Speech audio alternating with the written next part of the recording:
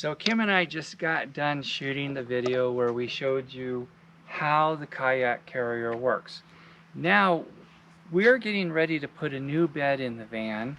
We've ordered a custom-made bed for the van. It's been delivered, and now what we're going to do is we're going to take the cushions of the electric sofa that are in the van, from the factory, out, put plywood decking where those cushions were, and then we'll slide the new bed in. But part of the fun of getting that done is let's show you guys what we have underneath our bed and then how we access it. So we have the kayak carrier, the bikes, the spare tire, the zero gravity chairs. How in the heck do we access those back doors to get to what's underneath that bed? Well, here's the answer. The first thing I'm going to do is do these straps. I can do either side first. Then I'll undo this strap. These are the stabilizing straps that hold all the pressure that's put on this kayak carrier. Undo that one. Undo that one. I already unclipped the pin on the other side. I'm going to hold the kayaks up. Kim's going to grab that pin. When she's out of the way, let the kayaks down. It takes a little bit of strength. You got to have some strength to do that.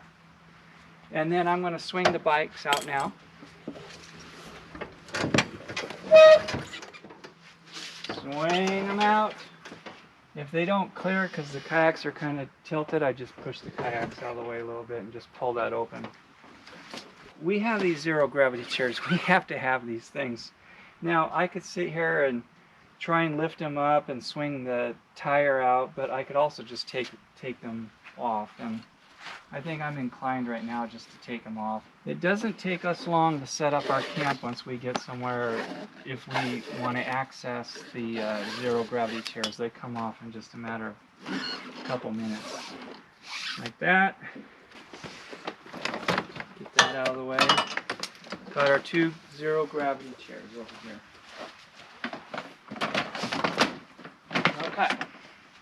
Now that I've got those out of the way, I can swing this tire open. And look at that, just clears the kayak carrier. Now we can access the doors. So let's see what we got underneath this bed. That's a scary thought. That opens there. And ta-da! So here, I'll show everybody our little bed.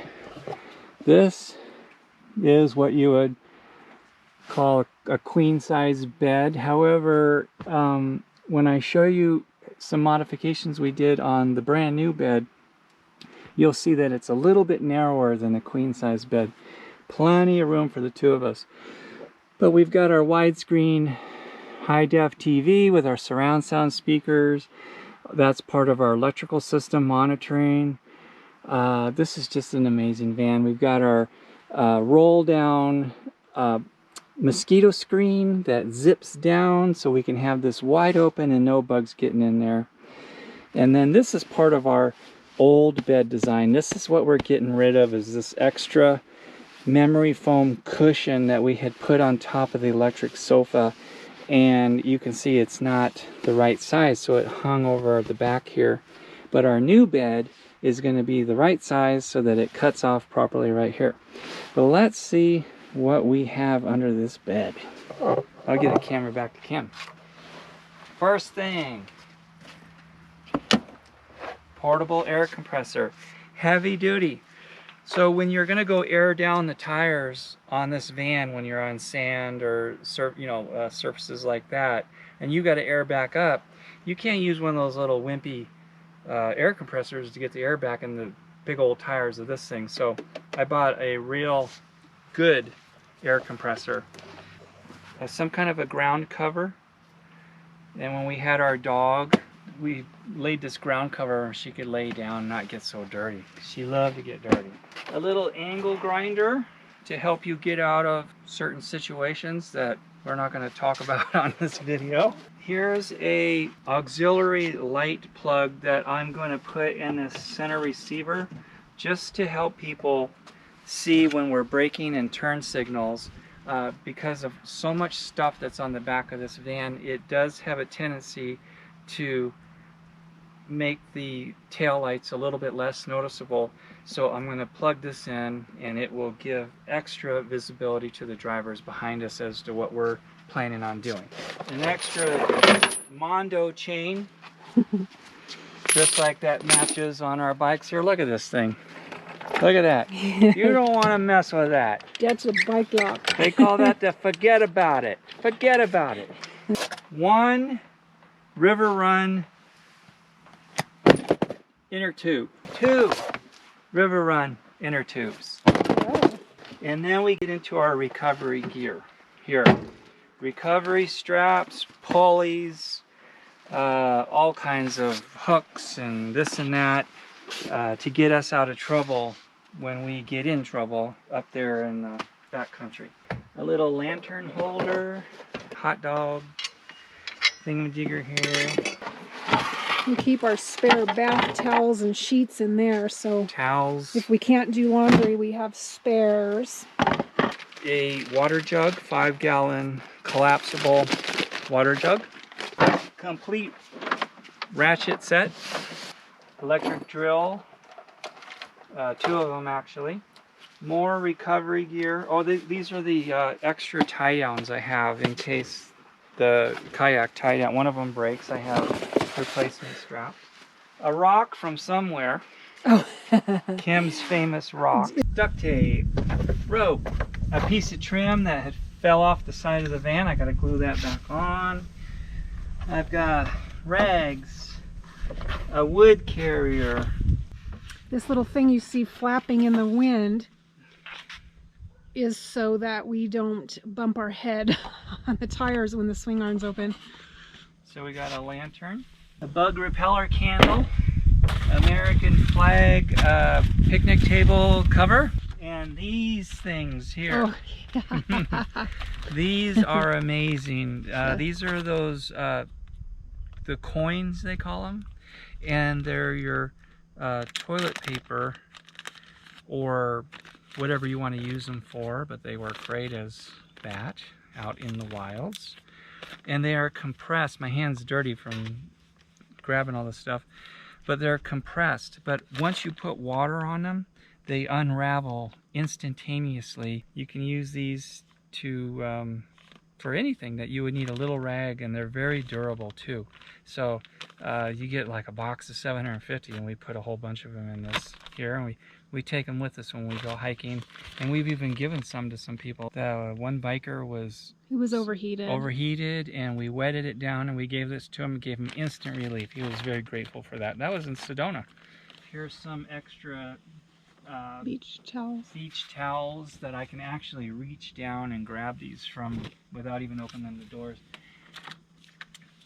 The air compressor stuff for airing down and airing back up the tires. Hex key set, stabilizing base for the high lift when you're in soft sand. These are for our little umbrellas that are right here. So you can clamp this to our zero gravity chairs, and this will screw into any one of these holes in any configuration. That way, that way, that way. And then you just plug it in right there like that. It's got a little clip, and it holds your umbrella onto your chair or table. Super, super useful when you're out there boondocking. Last but not least,